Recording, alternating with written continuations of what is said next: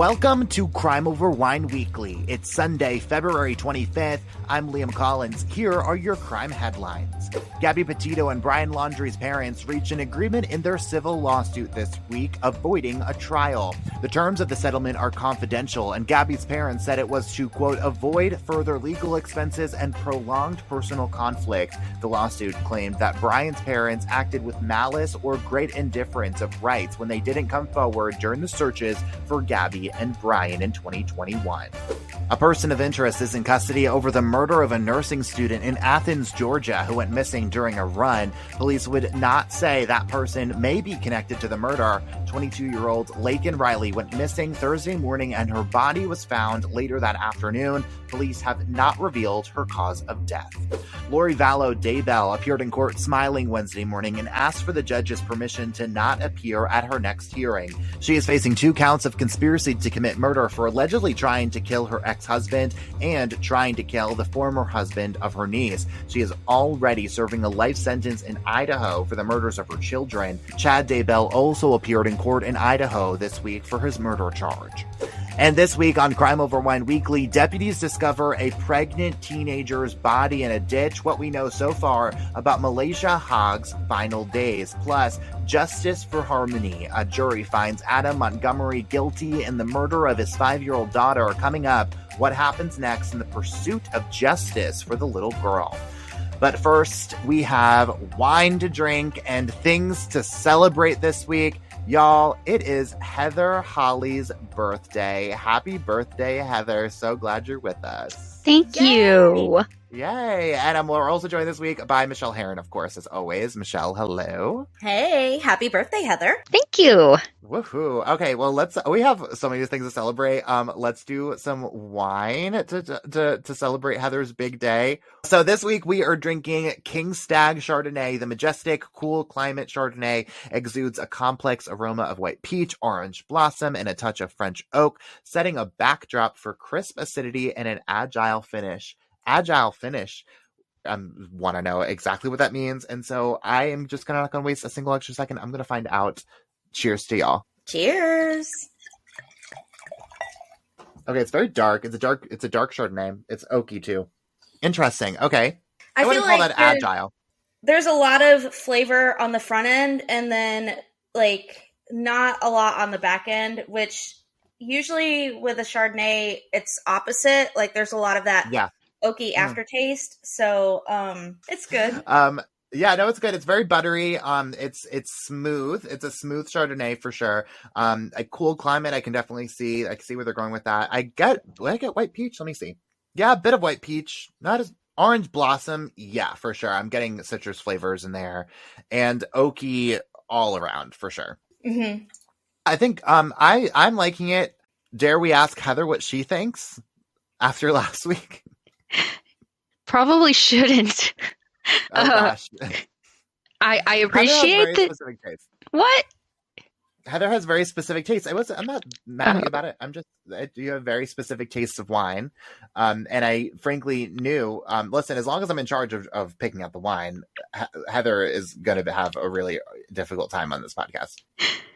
So, okay, I'm learning the wine. Y'all literally had to explain to me that the Chardonnay was a grape name or whatever. So, I don't hold my opinion that high in wine. But I don't like this. No. Well, I'm sorry to hear that. But I will take your feedback into consideration. You absolutely will not ignore it. You're fired from the wine picking anyway. So consider it. Damn. Oh well. All right, let's move on. If we have so much news to talk about, so much happened this week. This has been one crazy freaking week in crime. But first, this Friday, March 1st, marks 37 years since Sherry Orofino was killed along the Taconic State Parkway in Hudson Valley, New York. Investigators publicly say they believe they know who killed her, but no arrests have ever been made. If you know anything about Sherry's death, call New York State Police at 914-737-7171. And you can hear her full story on episode 7 of Crime Over Wine. Plus, this Friday, March 1st, also marks 46 years since Suzanne Lyle disappeared after work in Albany, New York. If you know anything about her disappearance, call New York State Police at 518-783-3212 and listen to her story on episode 22 of Crime Over Wine.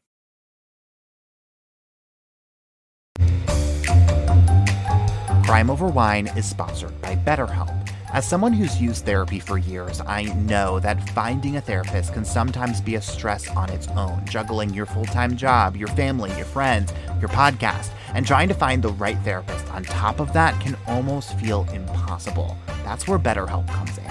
BetterHelp matches you with a therapist that works for you on your terms. It's online, it's remote, and by filling out a few questions, BetterHelp can match you to one of 33,000 licensed professional therapists in as little as a few days. And because finding a new therapist is a lot like finding a new bottle of wine, if you don't jive with your therapist, you can easily switch to a new one at no additional cost. You can get 10% off your first month of BetterHelp by going to betterhelp.com/crimeoverwine. That's BetterHelp, HELP.com/crimeoverwine for 10% off your first month. Join over 4 million people who decided to get help and get happy with BetterHelp.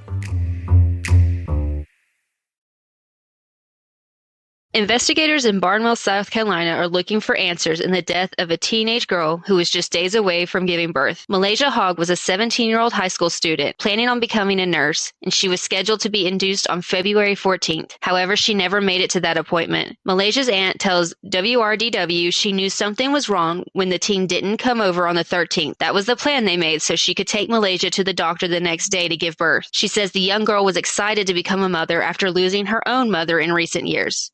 WACH reports that Malaysia was last seen on February 8th, and according to People magazine, she was first reported missing that day as well. People reports her family didn't hear back from law enforcement, so they turned to the Broken Link Foundation, a nonprofit that works to bring missing persons home. The Barnwell County Sheriff's Office says the teen was reported missing on February 14th. Days later, on February 18th, deputies discovered Malaysia's body in a ditch less than half a mile from her home. People magazine reports an autopsy was scheduled for Wednesday, and while investigators wait for those results, they're asking anyone with information to come forward. You can submit your tips to SLED by emailing tips@sled.sc.gov. Oh man, that is quite a way to get into this episode. I have nothing to say. That is tragic. And just to think, like, two very young lives are gone. I mean, that's just tragic on so many levels. Yeah, like her aunt in one interview was talking about how excited she was about becoming a mother. She was naming her daughter after her mother, who she lost 1 to 3 years ago, depending on which report you look at. That varied.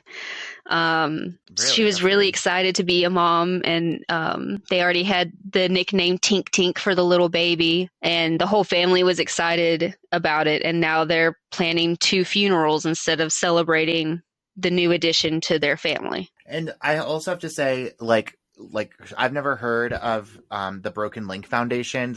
I'm not familiar with them. And so can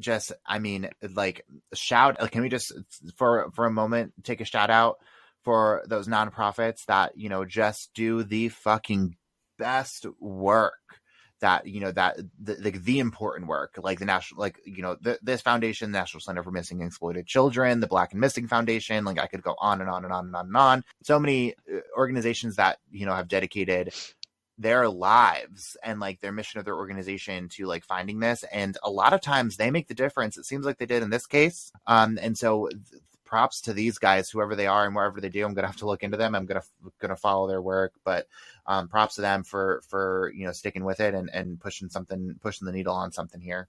And Heather, didn't you mention that as you were like researching this, that there's not a lot of other outlets reporting on this, like, for something so tragic? Like, why aren't we hearing more about it? Yeah, so I felt very weird sourcing People magazine on this story, but they were one of 4 outlets I found reporting it. 2 were local to where this happened. One was WSB in Atlanta, and the other was People. And People and WSB pretty much pulled from the other organizations to compile their reports and attributed them. So yeah, there's not very much. And then going back to the Broken Link Foundation, they directly addressed this issue because there's also in the same area in Barnwell, South Carolina, there's a young white man who's missing, and he's still missing. They made a post saying directly what gets danced around a lot. So there were two issues with this. There was one where in the post about the young white man missing, someone threatened a commenter in that. And then a few days later, they make a follow-up post and say, if you want to leave this page because you can't see or accept the truth, then unfollow us. Facts are that Black missing people do not get fair nor equal treatment by law enforcement. Do we? So to be clear, they're expecting foul play in this, just to be, or suspecting, or is that not? The family says yes, that somebody did something to her, but no law enforcement. That this has not been called a homicide investigation yet. Oh, interesting. Okay. But she was sent for an autopsy. Yeah, so we don't know this week what her. Oh yeah, on Wednesday. So yeah, we don't know what her cause of death was. They didn't say anything about like a presumptive cause of death of any injuries or nothing like that you saw. No mention of what condition she was found in. Any signs of assault, a stab wound, or any gunshot wounds, anything. I would imagine that if there was something visible, the family would have shared that. Right? Like, I feel like that feels like the police the investigators would have shared that with them, and they would have shared that with media, it sounds like. I think also looking at, her life, like what's been shared about her life, she was a high school student. She had plans of becoming a nurse. She was excited about this baby. Her family was excited too, so that's why that really kind of makes you think that I don't think maybe she did anything to herself, you know what I mean? Because she had so much to look forward to and plans. Yeah, that makes sense. I think the only thing that like would make sense to me other than foul play is like if she was that close to giving birth, like maybe she had complications somehow. You know what I mean? Like complications, like maybe she like something, whatever happened to her and she went missing, and like in part of that going missing, or maybe even because of this, she went missing, like had some sort of complication, like went into labor or had some sort of complication and passed away. But then like, how did so I don't know. I mean, there's just a lot of questions. I mean, obviously here for sure, but like, it seems like that is the only thing that would make sense to me, logically speaking, if it wasn't somebody who did something to her and ended her life. Yeah, and it just, if that did, like, why would her body be found in a ditch then? You know what I mean? Even if there was someone that was with her, like, yeah, I feel like the natural thing to do would be to call 911 to try and get her and the unborn baby help. Yeah, you'd think, yeah. Man, that one's brought my spirits down right away. Yeah, we'll definitely have to talk about her more.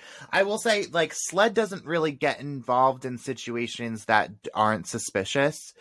I used to cover, I used to be a reporter in the Carolinas, and I used to, cover SLED only to that extent of like, I was a reporter in North Carolina, and so we like a lot of cases like bled over into South Carolina, and so like I know that SLED really only handles cases where like things aren't adding up. You know what I mean? Like if there were like if there was something like obviously medically wrong here in terms of like something went wrong with her pregnancy, like SLED wouldn't be involved, in my opinion. Yeah, it seems like everyone's dancing around it being suspicious, but not saying it out loud right now. Mm-hmm. Yeah. Well, and I feel like they do that a lot of times when like the cause of death, like whatever the cause of death is, could determine the whether it exists as a homicide, right? Because like if she had a stab wound, they're going to come right out and say that's a homicide, we're looking for somebody, right? Like they're not going to waste time. But like maybe maybe it was like a head wound or something like that. Maybe it's possible she fell, so point being is that like if it was like, that makes me even like a little bit more interested in the medical side of that, because again, if there were obvious injuries, they're opening it as a homicide and they are looking for the person responsible, and they're not going to waste any more time if they're doing their jobs right. Hopefully there's more coverage for Malaysia and answers coming out soon, and we'll definitely keep you updated on that. But what do you have for us this week, Liam? Yeah. Well, first of all, that the more coverage starts here, right? I mean, as far as I'm concerned. So, I mean, we play our part. But this week, I have another update on a case that we've been covering for you guys for the last couple of weeks. It's the case against Brian Smith in Anchorage, Alaska. He was found guilty this week on all counts in his double murder trial Thursday, to do a real swing in the opposite direction in terms of like some hope for the criminal justice system. He was convicted of 14 criminal counts, including the murder of 30-year-old Kathleen Henry and the murder of 52-year-old Veronica Abuchuk. His defense team called no witnesses in their case this week. Investigators revealed this week text messages he sent to a friend of his on the night he is believed to have killed Kathleen, where he said he, quote, did have fun and wanted to share. A detective also testified he heard a jail phone call with Smith and his wife where she asked Brian if he slept with the woman he killed, to which the detective said he replied, not with these two. He's scheduled to be sentenced in July. So again, a little bit of hope for the criminal justice system. And I think we all kind of saw this coming. But I mean, just have to say, frankly, like what a sick fuck Brian Smith is. He just simply did not give a single shit about how this whole court case came out. And he was just so callous about it. And so, Alaska doesn't have the death penalty, to be clear. So he's facing up to a life sentence in prison. And as far as I'm concerned, he deserves every single year of it. It also kind of makes you wonder, why did he want to go forward with a trial? He seems like the type of person, though, that wants that attention. Like, did it just for the cameras and for, maybe even like fucking with the family a little bit to a certain extent. So that seems to me like his reason why, in my opinion. I can see that. And those text messages made me so mad. And especially so now I have even more questions too. Like what the detective said in the phone call that he said, so again, reiterating, like his wife asked him in this jail phone call, did you kill the woman that he killed, or excuse me, did he sleep with the woman who he killed? And he said, not these two. So that to me tells me that there's more people out there potentially that could be tied back to Brian. And I'm sure they're looking into it to see who they may be able to do that for. I mean, I also know just from being a true crime listener and obsessor for a very long time, like there are like these. So Kathleen and Veronica were both Native Alaskan women. And so they get tied back to a lot of these reservations through family ties and stuff. And a lot of crime, frankly, happens on those reservations that goes so far under the radar. And so I wouldn't be surprised if there's a lot more, Native Alaskan women out there who are, need to be discovered, frankly, you know what I mean? And so I'm going to keep following this one and see, if investigators seem to believe that, or if investigators seem to, continue to look into this. But there are a lot of those situations where it just piles up and no one knows. It happens in this country all the time. And there are, go look up like the Native American women in this country who have seemed to vanish from their reservation, who weren't reported missing for weeks. It happens all the time. That's not the first time that I've heard that too. I don't know a lot about about reservations. I know that there are some near like upstate New York, which is where I used to live when I was younger. But yeah, that's not the first time that I've heard that, is that there is a lot of crime that doesn't go reported, just because the culture is different. There's a lot of things that are different in that realm. Yeah. And there's like a whole organization, and their name is of course escaping me, dedicated the National Center for Missing and Exploited Children is dedicated to, missing and exploited children. And there's like a whole organization, nonprofit, that is dedicated to bringing attention to missing Indigenous women, and men, but predominantly women, unfortunately. And so that it's out there, like go read about it, frankly. Again, like I wish I could do more about this, but like, unfortunately, there are just so many cases that don't get covered, that don't get, brought to the attention, that don't have as much information. And like, unfortunately, this is kind of sucks that this is the threshold, but I can't make a 40-minute episode out of it. So just go read about it. Like if that's your action for the day, go read about it. So I think the group that you're talking about is MMIP. It's the Missing Murdered Indigenous Yes. Persons. That's it. And actually, this week, the FBI has launched a new initiative to gather more data regarding these cases. And they launched a new tip line, and I think it's just in Wyoming right now. But I think that that's at least a positive step that the agency who does a lot of the investigating on reservations like that acknowledges that this is a crisis and that more needs to be done for these victims. Yeah. Well, and unfortunately too, the kind of one of the complications, and like we know this as reporters and journalists, is like one of the complications about reporting on reservations is they have like their own government style, basically, and so they have their own investigators, they have their own, all this stuff. And so it's like, it's very separate and very different from what we're used to when like we're reporting on Chattanooga crime, when like you just go to the police department, like they have their own operation. And so a lot of times it does follow the FBI depending on the circumstances, but a lot of times it falls within these, reservations investigative agencies within the reservation and it just doesn't break the walls of the reservation.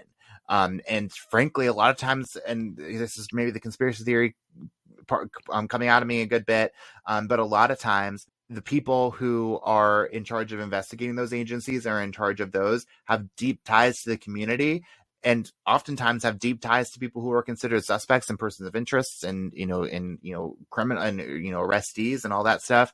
And so there's a lot to consider there for sure. And it's a weird system that, they want, obviously, and they're entitled to, of course, I'm not trying to argue against that, but point being is it's set up in a way that is pretty conducive to being complicated to talk about. All right. Michelle, what you got this week? So a jury found Adam Montgomery guilty of fatally beating his 5-year-old daughter Harmony this week. It took the jurors in New Hampshire 2 days to find him guilty on all counts, including second-degree murder. Now, during the trial, Adam's attorneys argued that while their client did purposefully and unlawfully remove, conceal, or destroy her corpse and falsified physical evidence, but they say that he did not kill Harmony. Now, Harmony was reported missing by her biological mother in 2021, but she hadn't actually been seen since 2019. Kayla Montgomery, Harmony's stepmother, testified for several hours during the trial, revealing gut-wrenching details of Harmony's last days, how she died, and the lengths that the pair went to conceal her remains. Investigators say over the course of several months, Adam and Kayla moved Harmony's body from the car they were living in to banks of snow, to a cooler, to a cooling vent, and then a walk-in freezer as they continued to conceal her death. Adam also tried to help decomposition with lime. Her remains have never been found to this day. Now, Kayla is currently serving an 18-month sentence for pleading guilty to a perjury charge, which was related to this case. Adam's attorneys, get this, they didn't even put on a case during the trial, but they have maintained that Adam did not kill his daughter and that Kayla was lying on the stand. Sentencing for Adam is set for May 9th. He faces the possibility of life in prison on the second-degree murder charge. That's according to CNN. But it's also important to note here that Adam is currently serving between 30 and 60 years in prison on a weapons charge, which is separate from this case. The governor of New Hampshire posted on X calling Adam a, quote, monster, and that he deserves to spend the rest of his life in prison. Man, I mean, I think we all saw this coming. At least I did anyways. But seeing that all laid out, what Michelle just all laid out, I feel sick to my stomach. I mean, when you were just, I won't repeat it, but like when you were just describing all of the places they moved her, I just, and like they still haven't found her. And also too, like, man, like, I just have so many thoughts about this, obviously, but the fact, like, how did it take 2 years for anyone to just not see her, for her to get reported missing? I just, I don't think I'll ever get clarity or feel good about this. And there's been a lot of questions and stories now coming out, looking into how did Harmony slip between the cracks? I mean, unfortunately, like DCS and things like that, schools, they're dealing with so much that it is unfortunate that that's a reality of what the world is today, that it is easy for, a little one just to slip between the cracks there. And I think that's what happened. I think also, like, Adam he waived his right to be present for the trial. So he wasn't even in the courtroom, and he never tried to help investigators find her when they were searching for her, and so it's like, you did nothing to try and help find this innocent little girl. I wonder if him not being present in the courtroom played a role in the decision of the jury. I feel like if I was a juror, I'm sure it was probably in the jury instructions, because he does have a right not to be present. I understand that. But I would just be very intrigued if one of those jurors do end up coming forward and speaking about just the thoughts and how their deliberations went, because they deliberated for 2 days for such a crazy case, was so much, especially the testimony from Kayla, which we talked about last week. What would the case look like if Kayla didn't reveal all this stuff on the stand?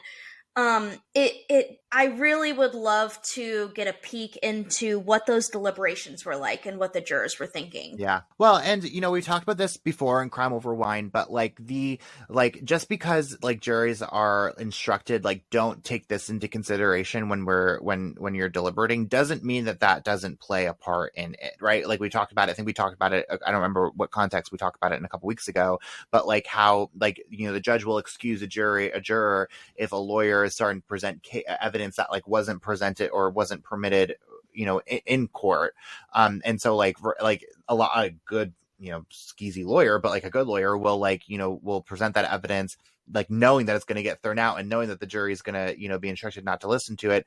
But like, they still heard it. And like, regardless of whether or not they're going to take the instructions and not consider it, like, it's still implicit in their minds. Same thing here, right? Like, if he's not there, like, to me as a juror, that says to me, like, you can't, like that is so incriminating to me.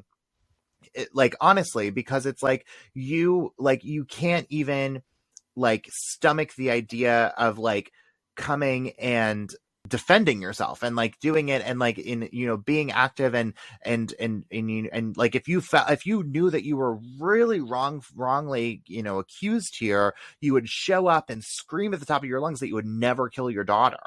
And like anyone on that jury, especially, I'm sure there's a parent or two on that jury, none of them are going to believe that a father wouldn't do that. Mm-hmm. Man, I will never get over cases against children. It just doesn't make sense to me how someone can hurt a child. I'll never understand it. I'll never stop having strong feelings about this. So since he wasn't present for the trial, is there any indication that Adam is going to be there for his sentencing? Because sometimes they can make a plea or case before the judge for lesser sentencing or whatever. So it's more about the victims and or their families to address the judge to explain like how this has affected their life, and for the judge to take that into consideration when making their judgment. Mm-hmm. So it's kind of different sometimes, where it might be, a jury will recommend a sentence and then the judge hands it down, or just the judge hands it down. But that's where the statement does. And then also he will have an opportunity to give his own statement to address like the own victims if he wants to. And also the judge takes it into consideration if there's remorse and things like that. So I think more of it is to go to the judge who actually like makes the actual ruling for the sentence, because a lot of sentences are ranges, you know what I mean? So if you're going to ask the judge for the most, throw the book at them, like give them the maximum sentence, and this is why I'm asking you this. And then, from the other side, judge, please show mercy on me. I take responsibility for what I did. I have remorse for the victim and their families and XYZ. And this is what I would like to do to help correct my wrong. It's a lot judges have a lot to consider. Yeah. Yeah, they sure do. And coming up after the break, we are going to share 3 missing persons cases, including the story of a 3-year-old girl who has been missing from Texas since 2021. The new information investigators shared this week. But first, the remains of Joseph Augustus Zarelli were found 67 years ago in a wooded area in Philadelphia as of this past Friday, February 23rd. For years, he was only called the boy in the box, but today he has his name back. If you know anything about his death, call the Philadelphia Police Department at 215-686-TIPS or 215-686-8477 and listen to his full story on episode 25 of Crime Over Wine. And this past Saturday, February 24th, marked 3 years since city maintenance workers in Jacksonville, North Carolina, found Jenna Franks, a transgender woman who had been stabbed multiple times. If you know anything about her murder, call the Jacksonville Police Department at 910-938-6414 or call the FBI at 704-672-6100 and listen to her story on episode 26 of Crime Over Wine. Get ready for that big test with Study.com. Study.com offers learning materials and test prep, even LSAT study prep guides for all of my legal nerds listening. Unfortunately, there aren't any wine study guides, and believe me, I did check. Listeners can get 30% off their first 3 months of any subscription level using the promo code CrimeOverWine. Again, that's promo code CrimeOverWine, no spaces, for 30% off your first 3 months at Study.com. Learn faster, stay motivated, study smarter with our sponsor, Study.com.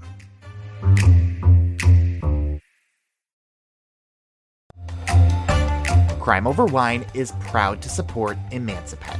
Unlike episodes of Crime Over Wine, veterinary care shouldn't be a mystery, which is why Emancipet is making vet care affordable and accessible to everyone. Emancipet is a nonprofit organization that operates an ever-expanding network of low-cost veterinary clinics in neighborhoods across the country, offering discounted and free vaccines, flea and tick treatments, spay and neuter surgeries, and much more. Learn more and support Emancipet's mission at emancipet.org.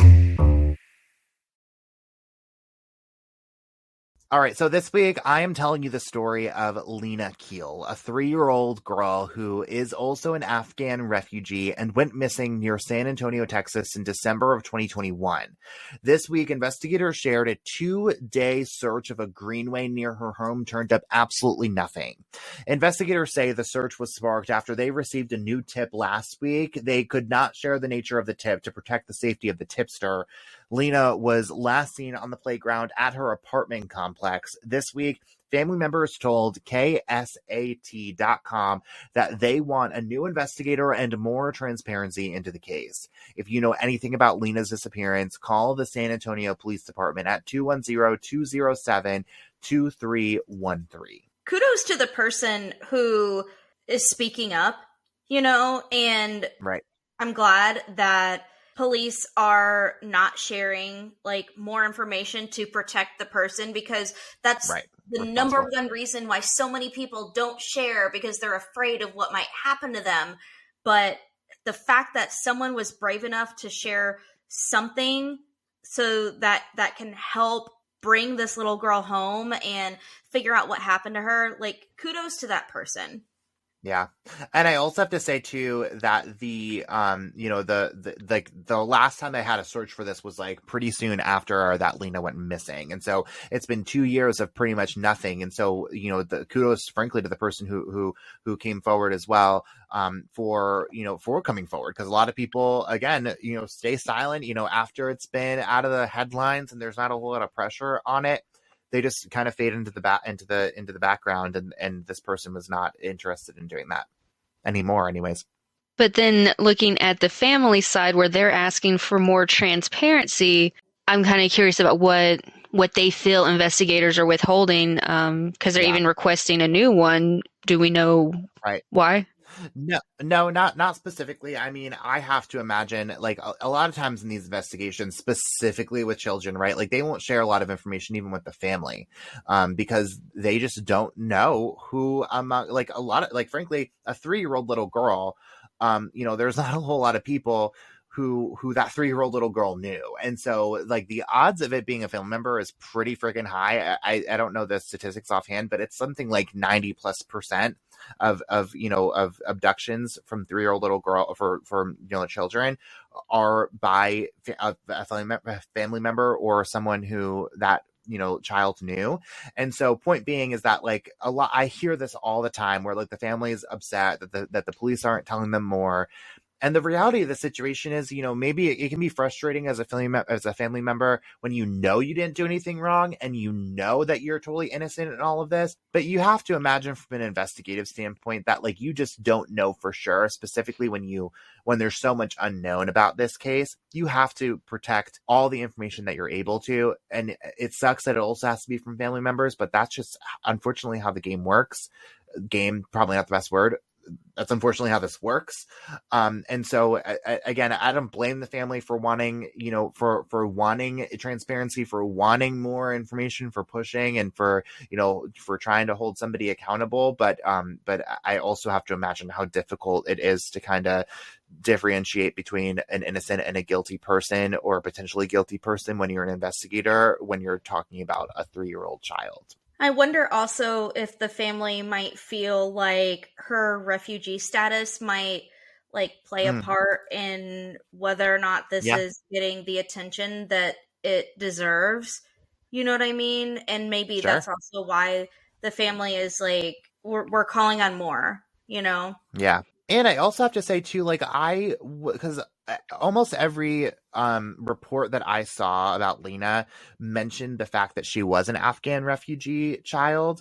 And so I wonder if investigators believe that may have had something to do with her disappearance, because otherwise, why note it? Like, because investigators, specifically with children and specifically with this kind of case where you don't really know a whole lot of information, like, investigators won't release a lot of this specific kind of detail. They'll only release the details really that are pertinent and can help that the public should know, because this is what they need to know, that they think might stir up information. And so I'm wondering if the fact that they keep saying that, investigators, meaning, like, whatever kind of public information they give about the case, the fact that they bring up intentionally that she is an Afghan refugee, because at the end of the day, if it doesn't make a difference in her case, why does it make a difference to mention? You know what I mean? And so why not just leave it out and say, the reality of the situation is that this is a missing girl who went missing from this playground. Who cares what her refugee status is? In the long run. I mean, not that who cares, but, like, who cares in the context of this investigation? Because, like, really, we're just trying to, like, the only thing that we care about is this, where she is, how we can find her, and who we can hold her accountable for her disappearance or other things. So that's my thought, is like, why bring that up? Like, what is, like, I want to know what's more there, or maybe there's nothing more there and I'm just reading way too much into it. Well, is her whole family here, or is she staying? Is she the only one who made it here from her family? Like, is she with her biological family? I don't know about her parents.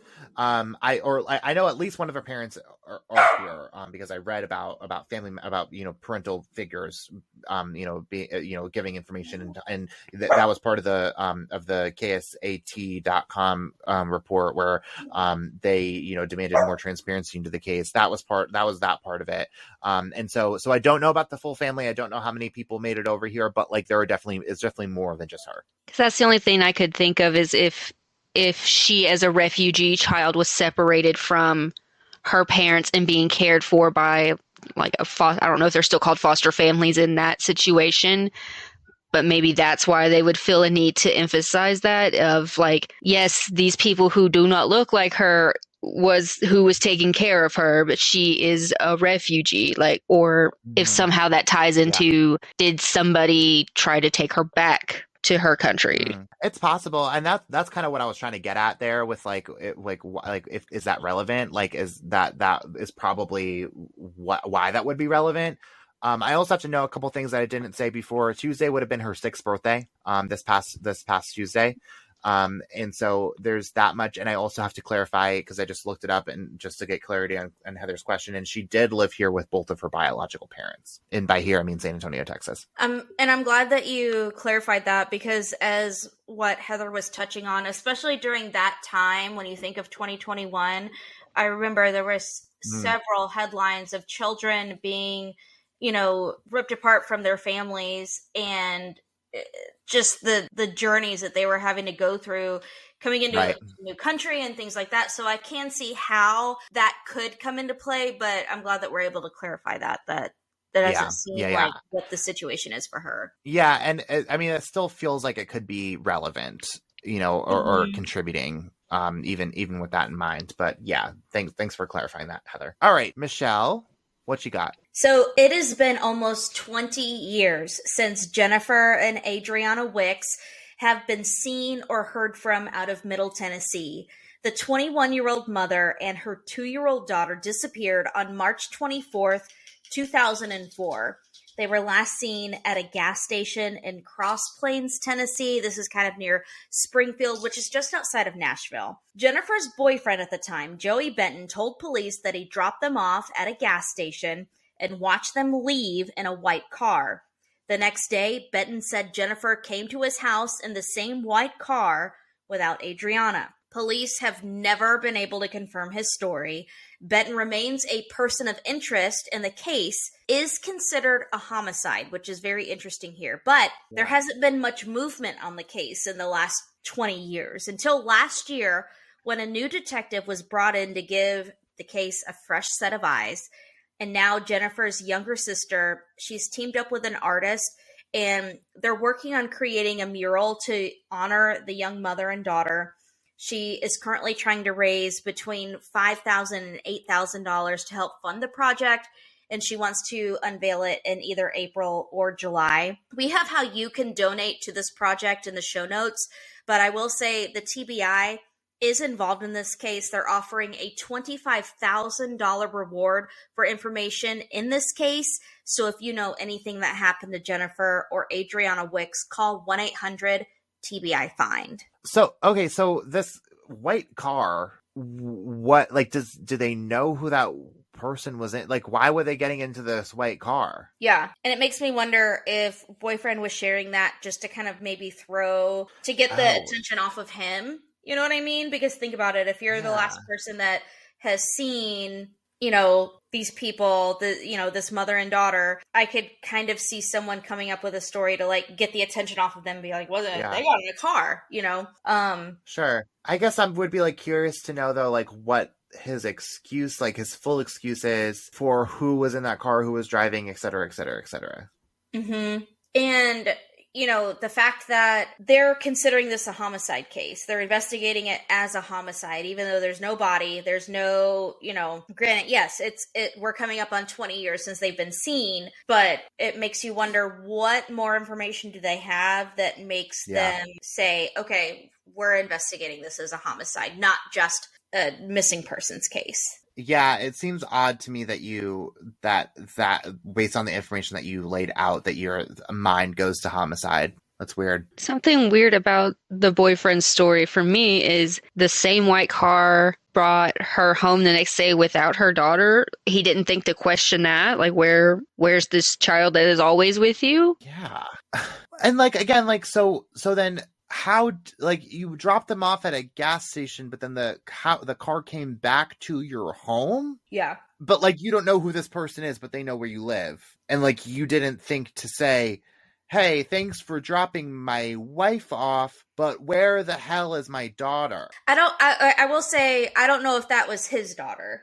I think he was just a boyfriend. Oh, her daughter. I'm not 100% Well, sure. Okay. So, but like, point being though, is that like the fact that you dropped her off here, like he clearly, he clearly, knows this guy enough, or whoever this person was driving the car enough for them to know where you lived. Again, if we believe this story, I don't. Like, you're going, like, your point being is that, like, if you know them enough, then you know who this person is, and you know them enough to ask them where Adriana is when they show back up with Jennifer and not Adriana. I think it's just natural that if there is a person in your life, whether that you're related to them or you're dating them or you're just really good friends, if there is a child that is involved and, you have a relationship with that child, I think it's just natural to care. Right. You know what I mean? Oh my God. To hear about where they're at, like what's going on, and just to ask, hey, where are they? I think that especially at the age of 2, you're dealing with a toddler. Right. So it's not like they're at school or something like that. It's just a natural question of like, where's Adriana at? Yeah, because if I run into someone, if I'm like out in a store by myself and I run into a friend or even just an acquaintance, if I'm there by myself, the first question is always, where are your kids at? And it's like, you don't even know me like that. Why do you care where my kids are at? But like, it's always asked. And then the other thing that you mentioned was not a lot of movement happened, but they brought in a new investigator about a year ago. Has that made any difference in the case? I haven't seen anything that's been reported publicly. But it does make you wonder, have they been able to get back in touch with this boyfriend person of interest, or maybe, are there other friends or just other acquaintances that might, now that so much time has passed, maybe they feel safer and maybe sharing a little bit more information, or, just something like that. But no, nothing has been shared publicly, but I will say this family, they're willing to speak every single year to help keep the story out there, because they don't want Jennifer and Adriana to be forgotten, and they shouldn't be. They absolutely shouldn't be. And that was why the younger sister, Jennifer's younger sister rather, wants to help make this mural, because I will say I grew up in Middle Tennessee, and this is one of those cases that I remember hearing a lot about. And so there's been a lot of community support and interest. And not only does the family just want like a place to be able to honor Jennifer and Adriana, but they want the community to too. And they also don't want the community to forget. So even if driving by a mural, like, jogs their memory of like this beautiful pair, like, why not? You know what I mean? Yeah. Wait, so can I clarify? So I'm confused about something. So they went to he dropped, Joey dropped them off at this gas station one day, and they took off in this white car. They both took off in the white car. The next day, Jennifer came back in the car. She was driving the car? I don't think she was driving the car. I think she was driving. Okay. So then, but Adriana wasn't there. Mm-hmm. And but then Jennifer's missing. Mm-hmm. So I guess I'm confused. So we're not sure if Joey, based on Joey's story, that Jennifer ever came back to the house. Yeah. So that's Joey's story. Okay. So the way that I'm interpreting this, and again, this is just the way that I'm interpreting it, is maybe to Joey, he felt like maybe Jennifer was leaving him and possibly was going with somebody else. I don't know. Sure. But clearly according to his story, there's someone in a white car involved, even though right. investigators have not been able to confirm that. Yeah. Well, and if we're not to believe Joey's story, we're to believe that he wants police to look at Jennifer as someone who, like, did something to Adriana. Am I reading into that? Because otherwise, why make up? Because otherwise, why not just say that Jennifer and Adriana, like, Jennifer never, like, why make up the story that Jennifer came back but not Adriana if they're both still missing? It's just weird. It just doesn't make any sense. Like, why? Obviously, the whole thing doesn't make any sense. But why say, like, they both took off in this white car, blah blah blah. But then again, if we're to believe that this whole story is a lie, then why say they both took off in this white car, but only Jennifer came back, but Jennifer's still missing, and they weren't able to confirm that she had been anywhere since the day that she left from this gas station? Am I reading too much into this? It seems like that should be that, like, I don't understand the story about coming back to the house at all. And then where did Jennifer go from there? You know what I mean? If she's still missing. Yeah. I don't know. I have a lot of questions, obviously.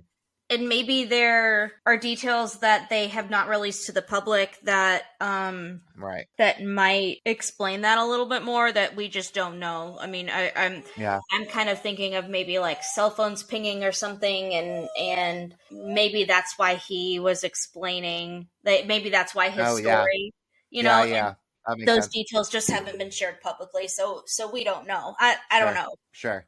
Yeah, no, that would make sense if it was like some sort of like, oh, well, we were able to see that, like, her, like, that, there was something weird on this day that, like, we think that Jennifer may have been at the house of this day. He was like, oh, well, she came back, but not with Adriana. Mm-hmm. Okay, sure. Man, I have questions. I don't like when I have questions about things. The only thing I can think of is, besides the cell phone pinging and stuff, is if this is more conspiracy theorist like rooted, but if he wanted to plant the idea of maybe the little girl was trafficked, maybe she was sold off or something. Like, she came back without the little girl. Like, I didn't have anything to do with the little girl, and then she left again on her own. But I mean, that's a leap, and there's nothing publicly reported at this point to indicate that. I mean, on the other side of the coin too, though, if we're to believe this story, then Jennifer's involved, right? Along with this driver of this white car. And it was at a gas station, so how is there no witness? Or, I mean, early 2000s, we had surveillance cameras. They may not have been the greatest, but... Yeah. I will say, just knowing from growing up in that area, it is close to the interstate, which is not far away from Nashville. So, I mean, if that is something that was a reality, it would not be hard to get out of Dodge. You know what I mean? And you're just a few hours away from Atlanta, So just to kind of give it that perspective. Yeah, for sure. But then who did he think that he was dropping her off to? Like, who did he think was, like, why was he dropping them off at this gas station to be picked up by this white car? Like, what? I don't get it. I don't get this whole story.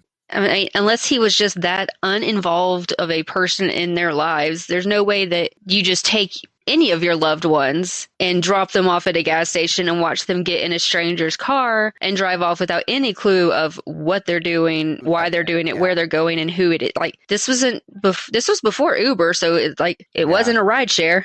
Yeah, I don't get this story. I don't get it.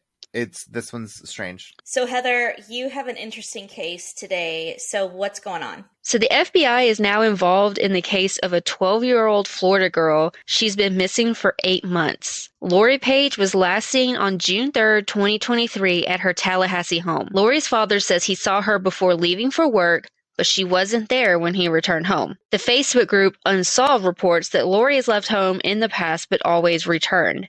And as time goes by, Lori's family and law enforcement are growing increasingly concerned for her well-being. On Tuesday, the FBI announced it's offering a reward up to $15,000 for any information that leads to finding the 12-year-old. According to the FBI, Lori has ties to Tallahassee and Tampa, Florida, Thomasville, Georgia, and Nashville, Tennessee. Lori's described as a black girl with brown eyes and shoulder-length black dreads. She's 5 feet tall, about 120 pounds. Police don't know what she was last wearing, but she may be carrying a multicolored backpack. If you know anything about Lori's whereabouts, contact Tallahassee Police at 850-891-4200. So the only thing that we know, though, is that her dad left for work, and then when he got back, she wasn't there. That's the only thing we know about that. Yeah, that was the last time that she was reportedly seen, was by her father. It was that morning of June 3rd, 2023. And left home in the past. So does that mean, like, by left home, I'm assuming we're talking about a runaway here? Yes. And I purposely left the term runaway out in the reporting. Now that like the FBI is involved and they're concerned about her well-being, it seemed elevated beyond runaway status. That feels right. Yeah. But I don't know how many FBI agents that investigate runaway teens or tweens. And then I think just looking ethically at reporting and journalism for missing people, just because law enforcement classifies a teen as a runaway doesn't mean something bad isn't happening to them. That's fair. Yeah, I mean, again, like we said, the FBI doesn't get involved in cases unless they feel like they could lend a hand. And, maybe, Tallahassee isn't that far from Georgia or like different states. And that usually, a minor crossing state lines and someone being involved to that extent will absolutely trigger an FBI investigation, just simply because they're a minor. And because they cross state lines. So that seems to me like they're looking for someone involved. Yeah, and I did, so that unsolved group that I was talking about on Facebook, they also share unsolved missing persons cases. Their missing person post about her indicated that law enforcement early on had said if there are any adults involved in this and harboring her, they will be arrested and charged. So it does seem that they think someone is helping her or less friendly helping her, like took her. Yeah. Well, a 12-year-old girl also can't, survive on her own for 8 months. So it seems pretty logical to me that somebody else is involved, and probably an adult, even if it isn't necessarily against her will. Even just human trafficking, because it's so close to Atlanta. Atlanta is known very much so for human trafficking. You look at the interstates that are kind of these, like Tallahassee, Tampa, Thomasville, Nashville, all of these areas are very quick to get in and get out. And if that's what they're doing. And also, you have to think about when you're talking about a minor and a child that might not understand. They might go in a situation willingly that might be considered runaway, but they might not understand that they are being taken advantage of. And I think that is so important, especially with like social media these days. I know when I grew up, like the internet and social media was like in its infancy, and it didn't become like a thing until I was in college. And like now these kids, like if they really want to get on social media and start talking to strangers, you can literally do that from the second that you can start to type. You know what I mean? So it's very easy for someone to groom a child and make them trust, because children are so trusting, and it's so easy to take advantage of that innocence and that vulnerability, especially if a child is in just like not a good situation and they're just desperate for something better. And if someone promises them that, they're going to go.